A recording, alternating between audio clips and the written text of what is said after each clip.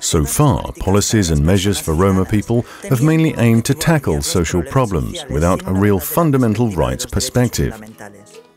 The conclusion is that social problems remain and that the political and social position of Roma people has not improved. We are working on the LERI project, which is supported by the European Union Agency for Fundamental Rights. The aim is to support change processes regarding Roma policies. The important thing here is to understand what we are for real.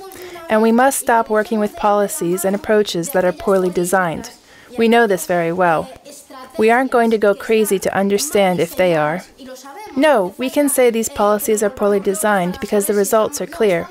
We have 600 years of history that demonstrates it.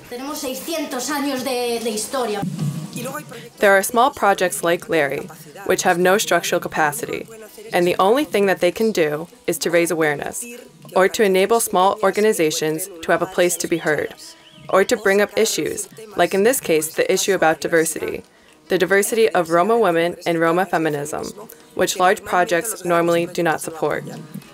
In my view, this is what LERI does, and what an organization like the Fundamental Rights Agency should do.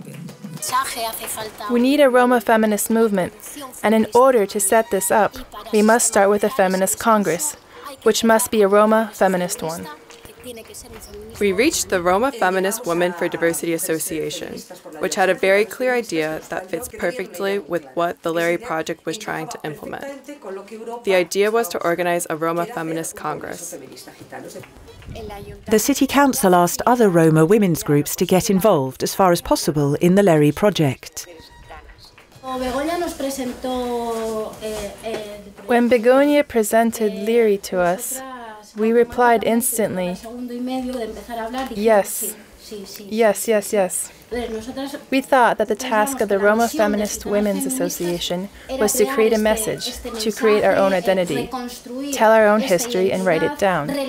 Because if we don't write it, then other people will write about us.